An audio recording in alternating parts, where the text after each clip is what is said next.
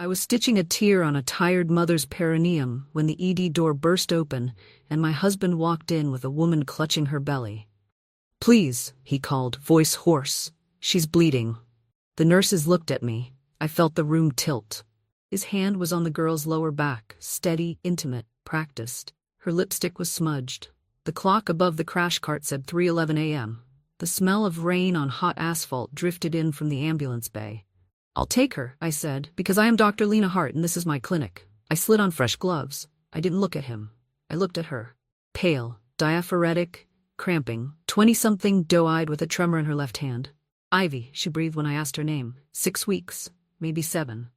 "Ultrasound," I said. "CBC, type and screen, beta HCG, vitals every 5.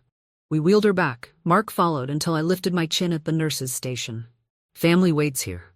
The word burned my tongue. Inside room 4, the gel was cold. On the screen, a small sac floated like a moon. No heartbeat yet, no free fluid, bleeding slowed. She flinched. "Cramping started after midnight," she whispered. Her eyes flicked to the door. "At his place." A muscle in my cheek jumped. I breathed. "Any pain in one shoulder?" "Dizziness?" She shook her head. Tears glazed her lashes. "He said he loved me. He said he was leaving her." I kept the probe steady. "Right now I'm your doctor. I'm going to keep you safe." Her phone buzzed on the tray table. A preview flashed, unknown number. The message line read, "He's lying. Check the dates." I pressed print and captured 3 stills. The measurements told a quiet story. 5 weeks, not 7. Off by too much to blame rounding. Off by enough to pry open a lie. When I stepped into the hallway, Mark shot to his feet. "How is she?" "Stable," I said. "We'll monitor her for a few hours." His shoulders sagged. Relief. For her, not for me. I studied his shirt, wrinkled and stained with a ring of something at the collar. A night lived hard, a choice made. "Why bring her here?" I asked. "There are ERs closer, wherever you were." He swallowed. "Because you're the best. Because you know how to clean up his messes," I heard.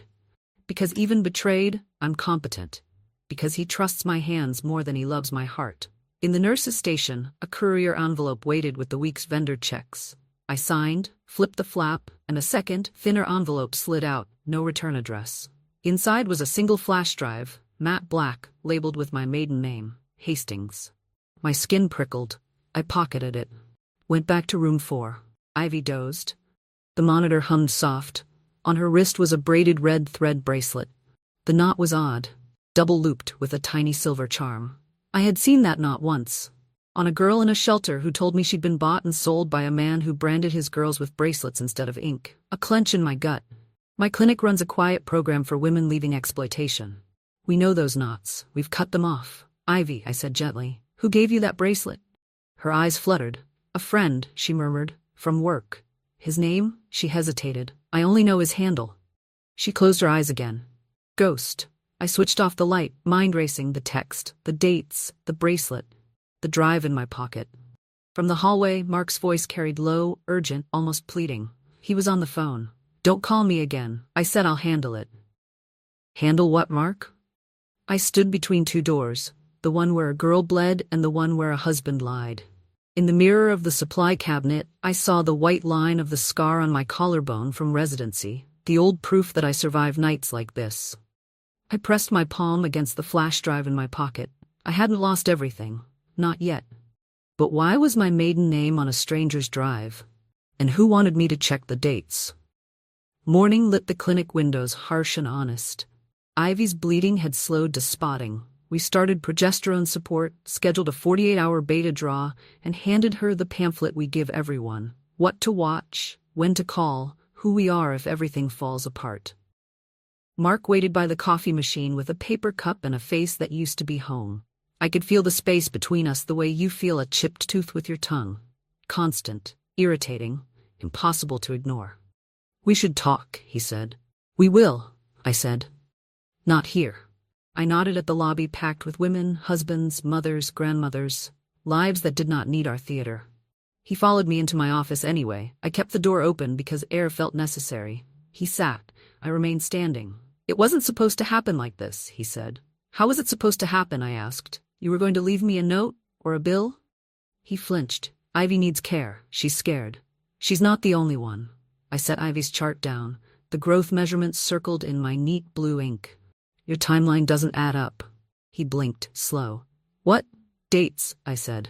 You brought her here to make me the witness who would bless the lie. It's not that simple. Silence expanded like a bruise. He stared at the floor. I was lonely, he said finally. You're always at the clinic. You built a world that didn't need me. I almost laughed. You mean a world that saved you last night? I leaned on the desk. Who sent Ivy that text? I asked. Unknown number. He's lying. Check the dates. Who else knows your story? His jaw set. Stay out of my phone. I smiled without teeth. It's you who walked into my house. He stood, angry now. I'll move out tonight. My heart hammered and then oddly steadied. Good. He left. I closed the door. Locked it. Pulled the flash drive from my pocket and slid it into my laptop. A folder opened. Insurance Audits 2023. Another folder, Donor Lab Results. A third, Video. My stomach dropped. I clicked Video. Grainy security camera footage from a hallway I knew too well, our lab's back corridor. Date stamp, 8 weeks ago. Time, 2:17 a.m. A figure in a hoodie keyed open the refrigerated storage room, lifted a small cooler, set it into a backpack. The camera caught the tilt of his face under the brim. Mark, I paused, went still. My lab stores tissue samples when patients consent. Products of conception, after miscarriages, fibroids, biopsies. We keep them for pathology research reporting. We never ever let samples walk out. I opened donor lab results. Pages of anonymized panels, but one file wasn't stripped. Hastings maternal DNA comparison. Report complete. Match probability 99.97%. I felt the floor shift again. Hastings is my birth name, the name I had before I was adopted at 7 by the Harts. I'd never requested a maternal DNA comparison in my life. Who had? And for what? Someone had compared my DNA to what? I scrolled. A tissue sample ID matched a miscarriage from our shelter clinic, a Jane Doe who never returned for follow-up. The lab notes said fetal tissue present. I clutched the arms of my chair and breathed in a slow count of 4. My chest burned. If that file was right, the tissue stored in our lab had genetic markers tying back to me. Not because I was the mother, because I was related to the mother. I thought of the red thread bracelet, of girls renamed by men who sold them, of a patient who never came back. Could she have been my blood? A knock. Ivy stood in my doorway, small in a blue hoodie 2 sizes too big. He's outside, she whispered. A man in a black SUV. He told me not to talk to anyone but him. He called himself Ghost. I stood fast enough to tip my chair. You're safe here, I said. Stay with Nurse Carla. I'll call security. My phone vibrated. Unknown number again. A photo this time. A bracelet knot. The same double loop knot on Ivy's wrist. Caption, ask your husband who taught him the knot. My hands turned to ice. Ask your husband. Nurse Carla edged Ivy toward exam 2 and locked the door. I called the building guard, then 911. Calm voice, clear facts. A vehicle, a man, a threat without a weapon, but with history in his shadow. I asked for a patrol unit to swing by. While we waited, I texted my clinic attorney. Need to discuss potential lab breach. Internal. I attached a still from the video. Then I called Mark. He didn't answer. I typed, who taught you the bracelet knot? 3 dots pulsed, disappeared, returned. Finally his reply, don't do this by text. Too late. I was already doing this by air. The patrol car rolled up 5 minutes later. The SUV was gone. Ivy peeked through the blinds, twisting the hem of her hoodie. He always vanishes like that, she said. Like smoke. Did he recruit you? I asked. She shook her head. He recruited Mark, she said, and my throat went tight. Explain. I met Mark at a gala, she whispered. Your clinic fundraiser. I was there with my agency. He asked for my card, said he admired my work ethic. We had coffee. He vented about money, said insurance reimbursements were strangling the clinic and you were too righteous to cut corners. My mouth went dry. Ivy swallowed. A week later, a man sat down beside me on the subway. Hoodie, gloves. He knew my name. He said Mark was a partner who collected samples and Ghost handled the buyers. He said it was harmless. Tissue no one wanted. Rich people pay to test drugs on real cells. Everyone wins. She closed her eyes. I believed him. I stared at the ceiling tile that's always been a shade darker than the others. And the pregnancy? Her cheeks flushed. I was stupid, she said. I thought love would protect me. Then tonight I started bleeding and Ghost told me to make Mark bring me here. To you. Keep her busy, he said. Keep her looking the wrong way. The wrong way. It landed like a slap. Ghost wants me to chase the affair, I said slowly while he scrubs the evidence. I opened the USB folders again. Insurance audits. Familiar names. But lines didn't add. Codes overbilled. Claims routed through a shell vendor, HeartCare Solutions LLC, except I had never authorized a subsidiary. The mailing address was a P.O. box in Queens. My phone lit up with a new text from unknown, a screenshot of a bank deposit, $48,000, from HeartCare Solutions, to an account ending in 1732. The account name, M. Hart. I called my bank, verified the account endings. We had joint, we had clinic, we had savings. None ended in 732. The patrol officer knocked. We canvassed, she said. Neighbor saw an SUV, no plates. If he returns, call. Thank you, I said. Can I file a report for harassment? Yes, ma'am. When she left, my attorney called back. Lena, if the video is real, you need to freeze the lab access, notify the IRB, and initiate a chain of custody audit. Today. I did all three. Badge access disabled. Email to the board. Lab manager looped in. My hands moved while my head burned. Mark finally walked in at noon, face drawn. We need privacy, he said. Fine, I said and closed the door. Ghost is dangerous, he said. If you push, he will hurt you. What did you give him? I asked. His shoulders slumped. Samples, records, a backdoor in billing. Why? Debt. He rubbed his eyes. My father's care. The house. I thought I could fill the hole before you noticed. I was wrong. Who taught you the knot? I asked softly. He looked at the floor.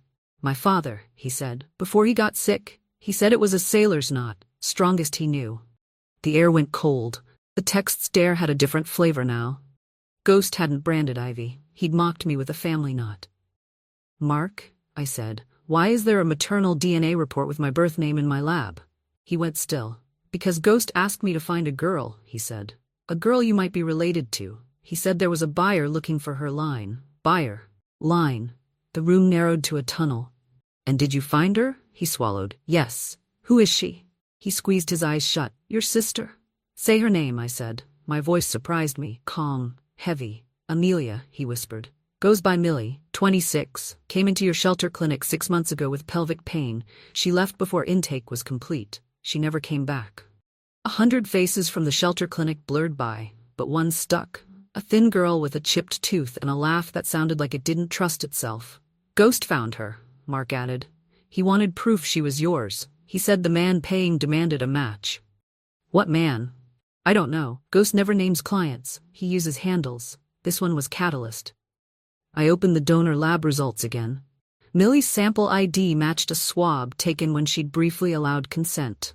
The lab had compared it to mine, using a research panel I'd signed years ago to help track hereditary cancers in adoptees.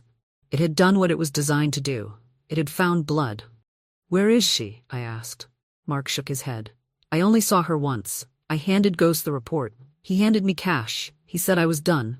You're never done with men like that, I said. My phone buzzed.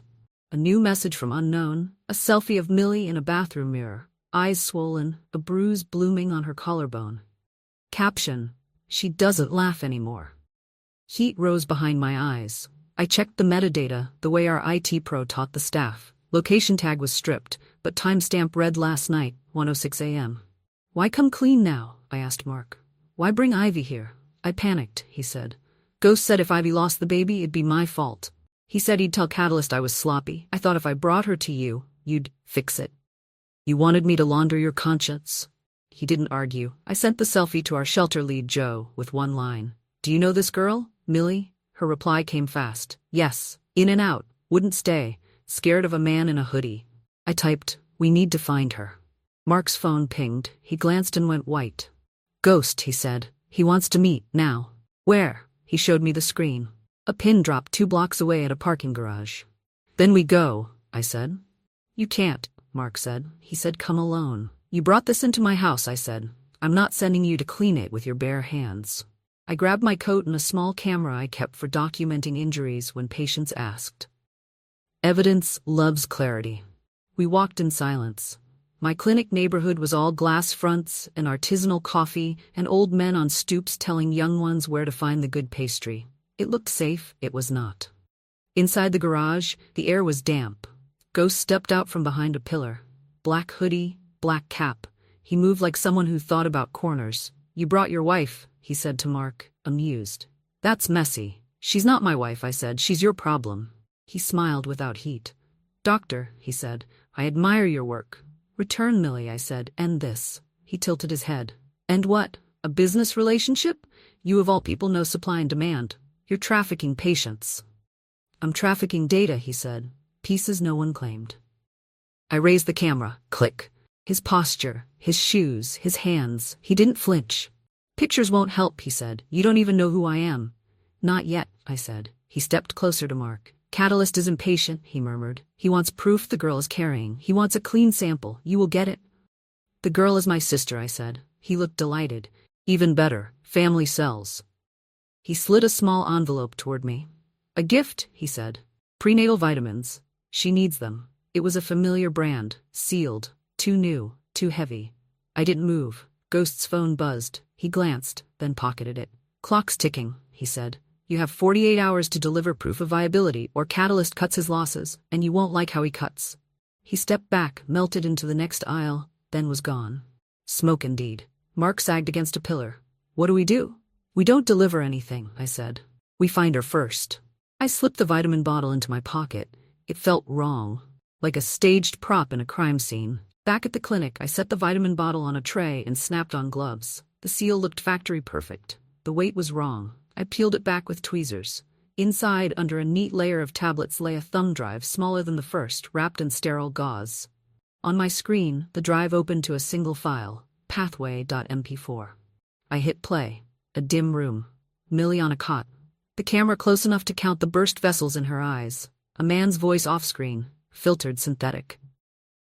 Breathe, he said. We take good care of our investments. A hand entered the frame with a wand. An ultrasound word on the screen, a tiny flicker, a heartbeat.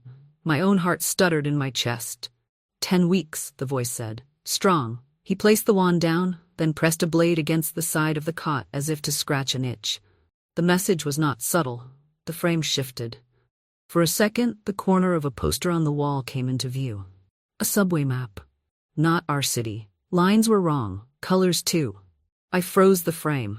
Screenshot, sent it to Joe. What city? I typed. She answered, Philly. I called a friend at a partner shelter there. She answered on the second ring. Lena, what's wrong? I told her. The knot, the drive, the video, the map. She didn't gasp. She went very quiet. We've had girls mention a man who films ultrasounds, she said. He calls the room the nursery. No one knew where it was. But if it's Philly, we can triangulate clinics with that old SEPTA map. They stopped using those colors 2 years ago.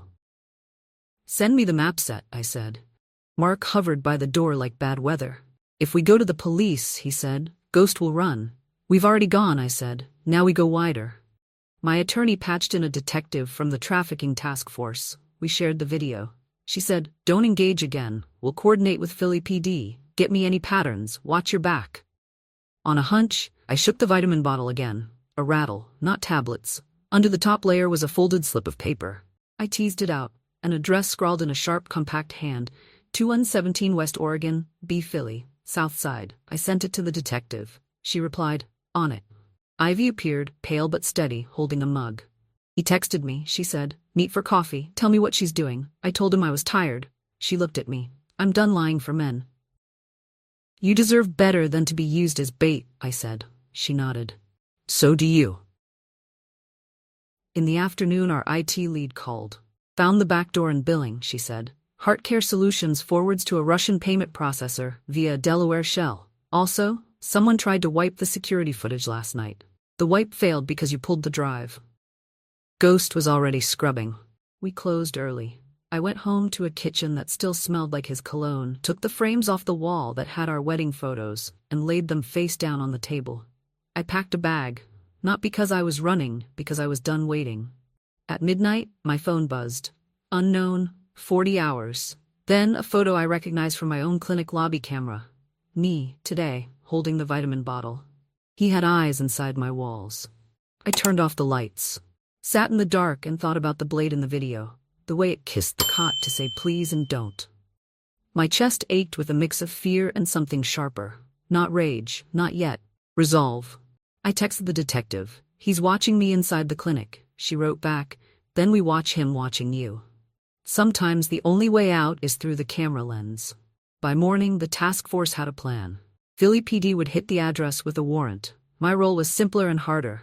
Hold Ghost's attention. Be the show he couldn't resist. We scrubbed the clinic. IT swept for devices. Found one. No, 3 tiny cameras nested like spiders in vents and smoke detectors. We left one live on purpose. We fed it what we wanted him to see. At noon, I stood in the lobby holding a mock envelope. Inside, a decoy report showing Ivy's beta doubling like a textbook. The nurse at the desk said loudly, "Doctor, the proof of viability you requested." The camera blinked its one-eyed stare. Unknown texted within minutes. "Progress. Coffee? Same garage." "Not today," I replied. "I like daylight. My clinic, 2 p.m. "Bold," he wrote. "Bring the envelope." I did. But behind the tinted glass of my office door sat 2 very calm women from the task force wearing cardigans and wedding bands, and the kind of eyes that noticed exits. They listened in on a wafer-thin device that looked like a coaster. At 2 sharp, Ghost walked in like a man who'd bought the place. Hoodie, cap, same shoes. He never looked up at the camera we'd left. He leaned on my doorframe and smiled at the envelope. "Payment first," I said. He'd skid. "Trust, doctor." "Not my currency anymore." He set a small black case on my desk. Opened it. Cash. 50 neat hundreds, banded. A taste. I let my eyes flicker, greedy, then handed him the decoy. He slid a phone out and snapped photos. "Catalyst will be pleased." "Who is he?" I asked. "A researcher? A collector? A man who wanted a child and decided to build one from stolen girls?" Ghost's smile thinned. "Asking the right questions doesn't mean you'll like the answers." His phone buzzed. He glanced. His face changed. "Not much. Enough." He straightened. "Show's over," he said, and bolted. The task force women were up and moving before the door finished swinging. In the lobby, a plainclothes officer tripped. A stroller rolled. Ghost vaulted a chair like an old habit. He hit the street in 3 strides and melted into a delivery crowd. Gone. My phone, a text from the detective in Philly. "We have the room. The nursery is real. 2 girls. No Millie. But we found this." A photo loaded. The double-looped knot bracelet cut clean. And a ledger. Names, dates, payments. A column labeled Catalyst. I stared so hard my eyes watered. At the bottom of the list was a line that made the skin on my arms pebble. "Hastings B. Contact secured." A phone number with my area code. "He's not just a buyer," I whispered. "He's local." Mark called. I almost ignored it, answered. "They hit the Philly address," he said. "Ghost is spooked. He just texted me. Loose ends get cut." I think he means Ivy. My lungs forgot how to work for a second. I ran for exam 2. Ivy wasn't there. Nurse Carla said she stepped out for air. I hit the door at a sprint. Ivy stood on the curb, hunched against the wind, phone to her ear. A motorcycle idled across the street. The rider wore a black helmet. The visor flashed. "Ivy," I shouted. She turned. The rider gunned the engine. A black sedan slid between us and the bike like a chess move. Unmarked. The door popped. A task force agent waved Ivy back. The bike peeled away and vanished down the alley. Ivy stumbled into my arms. "He said he'd take me to Millie," she cried. "He said only I could convince her to leave." "That's not a rescue," I said. "That's bait." We brought her inside. Agent Cardigan sat with her, soft voice, hard questions. Ivy answered all of them. Names, dates, routes, every coffee shop, every garage. At dusk, the detective texted, "We traced Catalyst's payments to a foundation. The board has 3 members. Your husband is one. The floor didn't tilt this time. It dropped." "A foundation?" I typed. "Catalyst Innovations," she wrote. "Front for fertility research grants. Money in from shell vendors. Money out to Ghost." I looked at Mark's contact photo until it blurred. "He said he was drowning," I told Ivy. "Turns out he was building a boat." "Then sink it," Ivy whispered. We would. I met Mark in the empty chapel of the hospital where we'd once lit a candle for a patient we lost and promised each other we'd always tell the truth. It smelled like dust and lilies and apologies. "You sat on a board that paid Ghost," I said, no preface. He rubbed his temples. "It was a grant-making arm," he said. "I never saw the operational flow. My signature was ceremonial. You signed. Money moved. Girls bled. My voice didn't rise. You are not ceremonial." He sagged. I told myself it was research, that nothing was taken. He swallowed. "Lena, I never meant to hurt anyone. Intent doesn't change outcome." He stared at the votives. "Catalyst is a donor," he said softly. "Old money. He funded the wing your clinic uses for shelter overflow in winter. He is beloved. He thinks he can buy anything, including bloodlines." "His name," I said. Mark hesitated. If I say it, there's no taking it back. There's no taking any of this back, he whispered it.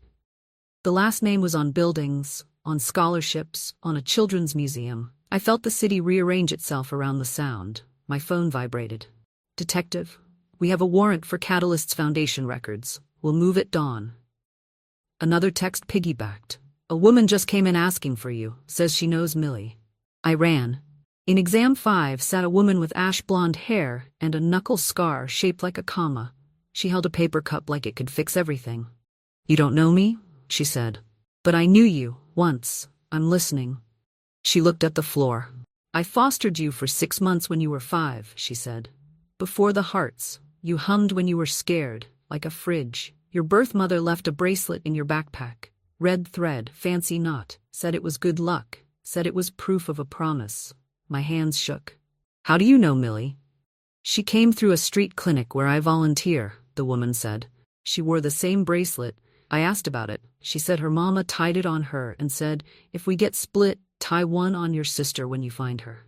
My breath punched out of me. Where is she now? She called 2 nights ago. Said a man promised her safety and a doctor who wouldn't judge. The number was masked, but the background sound? Dock horns. South Philly. I pulled up the Philly map, the docks, the old canneries, a half-mile from the nursery address. We had been close and missed her by hours. Why come now? I asked. The woman looked at my face like she was trying to fit it back on a child she'd known. Because I heard about girls going missing from clinics, she said. Because that knot in the news photo looked like yours. Because if I were lost, I'd want a sister to come get me.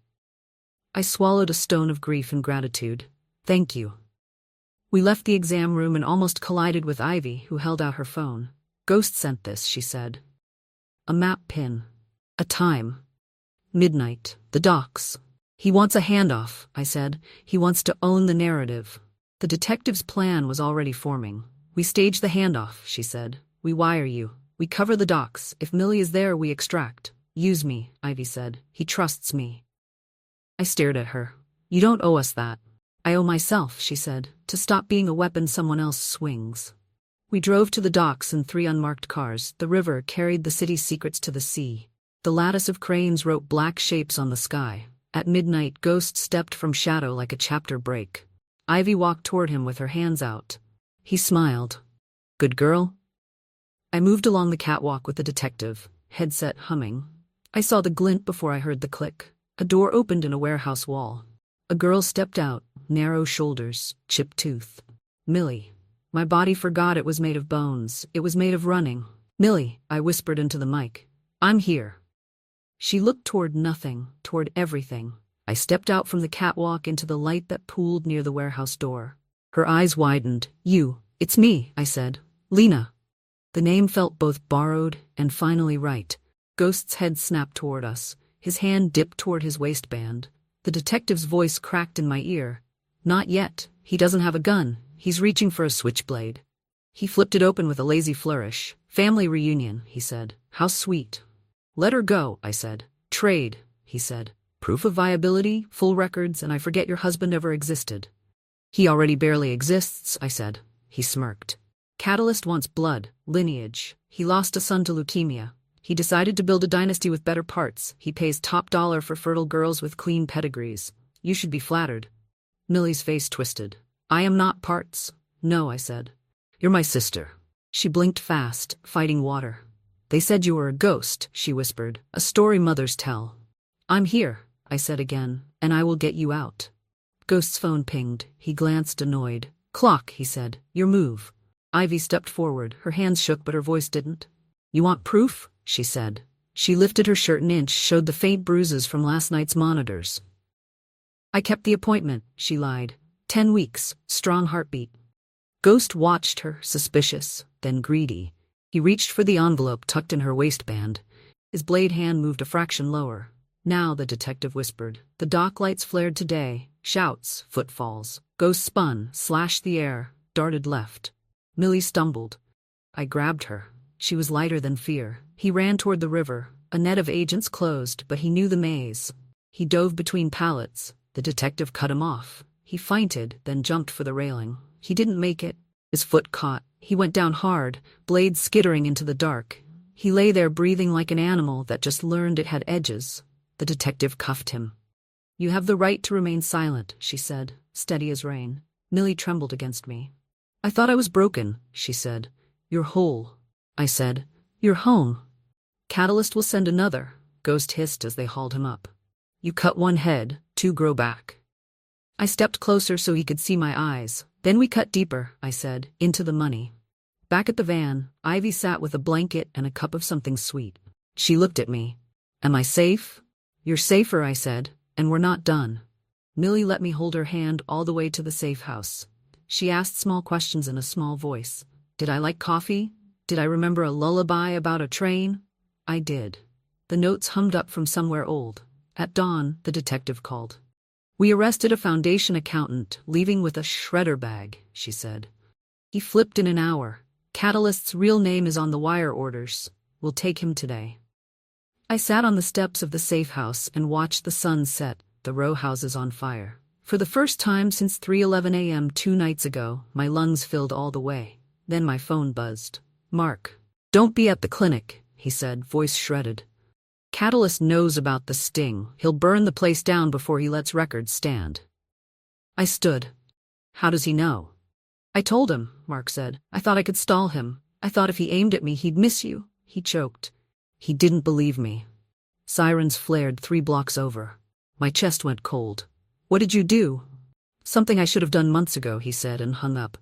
I drove toward the clinic with the sirens, heart beating in a key I didn't know. The street was blocked 2 doors down. Not by flames, by cruisers. By agents in windbreakers with letters I loved seeing on other people's problems. My building stood, unburned, lights on, windows whole. Mark stood on the curb in handcuffs. I stopped. I didn't know if relief or fury would get the wheel. "What did you do?" I asked as an agent guided me behind the tape. "I opened the vault," he said. "Emails, ledgers, backups. I gave them the master password to HeartCare, to the Shell, to Catalyst side files. I sent the links to 6 reporters and put a dead man's switch on the rest."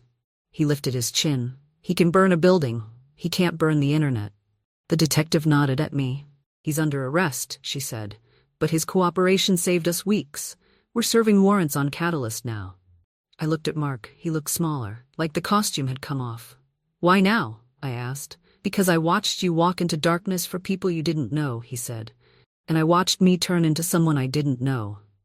He swallowed. "I can't make it right, but I can stop making it worse." The agents flooded my clinic like white blood cells. They lifted the vents, bagged the spy cams, mirrored the drives. In my office, the task force women high-fived a tech who yelled, "Got it! Catalyst's private chat with Ghost. He authorized violence, that's conspiracy." At noon, a news alert buzzed on everyone's phones at once. "City philanthropist arrested in trafficking probe." The photo was a gala shot. Tux, wife, smile. His wrists were not visible. The article named the foundation, it named the Shell, it named the board, it named Mark, it named me. I sat in my chair and breathed through the way the world changes when your name is in the wrong kind of font. My staff trickled in from their emergency texts. Carla squeezed my shoulder. "We're with you," she said. The waiting room filled with women who had read the news and came anyway because they knew who we were when cameras weren't pointed. In the afternoon, the detective called with a smile in her voice. "We got him," she said.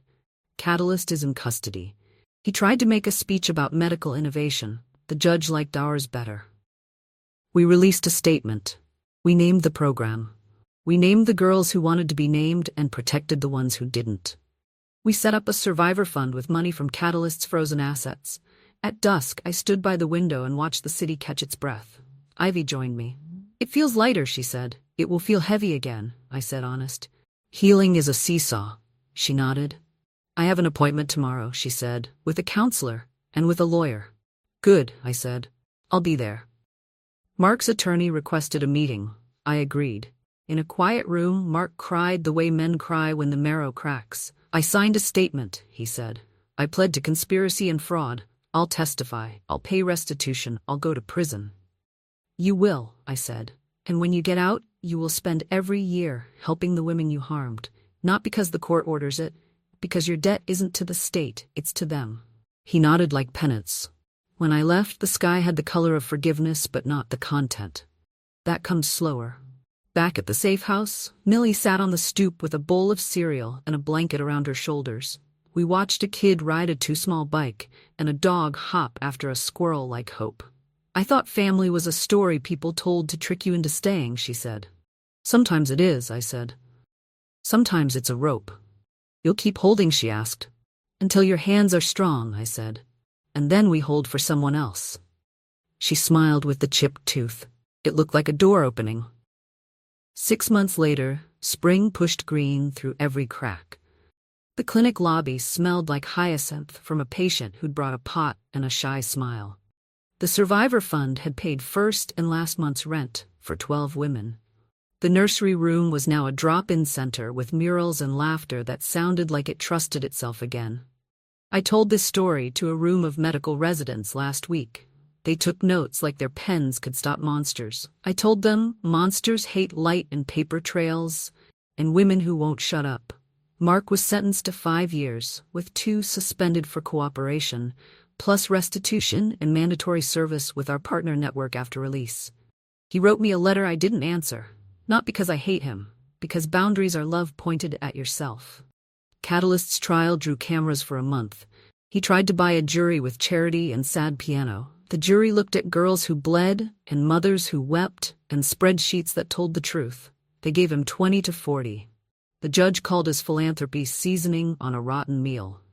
The headline writers had fun with that. Ghost pled on the courthouse steps. He will spend the next 15 years learning how silence tastes. He asked for protective custody. The universe has a sense of humor. Ivy kept her appointment with counseling. Then another, and another. She decided not to continue the pregnancy. We held her hand through the tremors and sat with her on the clinic patio afterward, where the air smelled like tomato vines and second chances. She enrolled in a community college course in digital forensics. I want to help catch men like him, she said, pointing her chin at the past. Last week she interned with our IT lead, tracing shell vendors with a joy that looked like revenge, without the poison.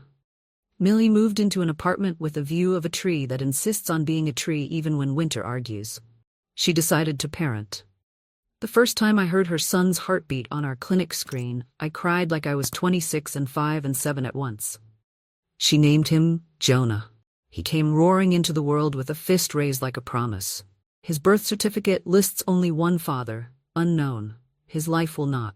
On Sundays, we eat pancakes at my kitchen table. Sometimes Joe joins. Sometimes the woman who once fostered me swings by with strawberries from a market that will outlive all of us. We sing the train lullaby when Jonah fists the air. He sleeps like he trusts gravity. People ask if I forgave Mark. I tell them forgiveness is not a door you walk through once. It's a hallway with lights that flick on as you pass. Some days I sit in the dark. Some days I flip 3 switches. People ask if I'm afraid Ghost will grow new heads. I say yes. But we built a sharper knife. It looks like a policy manual and a grant application and a courtroom and a nurse holding a thermometer and a coder deleting a back door and a girl choosing herself. I kept the red thread bracelets in a shadow box by my office door. The knots are cut, not untied. There's a difference. We don't pretend it didn't happen. We show where we decided to stop it. On the morning Jonah laughed for the first time, the clinic phone rang. A woman whispered, "I saw your story on the news. I need help." He says no one will believe me. I told her, "I believe you. Come." When she arrived, I met her at the door, not as a savior, but as a sister. After a night with his mistress, my husband left with his new love, and fate led him to my clinic. But fate is just the scaffolding. We build the house, we choose who lives in it, we decide where the fire can't reach. I lock up each night and tuck the shadow box under my arm and walk out into a city that learned something hard and kept it. The air tastes like rain on hot asphalt. Like the first night, but different. The smell of a storm you can name and meet on the steps and invite inside so you can teach it manners. I am Dr. Lena Hart. I stitch what tears. I cut what binds. I keep what stays. The park was loud with children and kites and the smell of hot pretzels. I sat on a blanket with Millie, Ivy, and Jonah, the grass damp under our palms. Jonah kicked his small legs against my chest, laughing at a world he trusted without question. His laugh loosened something in all of us. Ivy pointed her phone toward the sky. Homework, she said, grinning. Professor wants me to map flight paths with open-source tools. Who knew college could feel like freedom? Her eyes were clear, her hands steady. Millie tucked a strand of hair behind her ear. Jonas sleeps through the night now, she said. I thought I'd never know what peace sounded like. Turns out it's just a baby breathing. I spread out a small box I'd carried. Inside were red threads cut from the old bracelets. These once tied us down, I said. Let's retie them differently. We braided 3 strands together, not as chains, but as a ribbon we looped around Jonah's wrist for a photo. A thread not of ownership, but of choice. He'll grow up knowing, Millie whispered, that his mother wasn't property, that his aunt fought storms, that strangers can become sisters. The sun dropped lower, gilding everything. I felt the kind of quiet that comes not from absence, but from presence, of people, of hope, of a life that didn't break even when someone tried to cut it in half. I thought of all the women who had walked through my clinic doors with eyes down and how many walked out taller. The work wasn't done. It never would be. But today the red thread was ours. I kissed Jonah's forehead. We're not survivors, I said softly. We're builders. And for the first time in years, the future felt wide open. And that wraps up today's story. Now we want to hear from you. Where are you watching from? Drop your city or country in the comments, and let's see how far these stories reach. If this story moved you or gave you chills, give it a like, share, and subscribe for more powerful stories. One last thing, rate the story from 1 to 10 in the comments. Your feedback helps us bring you even better ones next time. Thanks for watching. We appreciate you being part of this storytelling journey.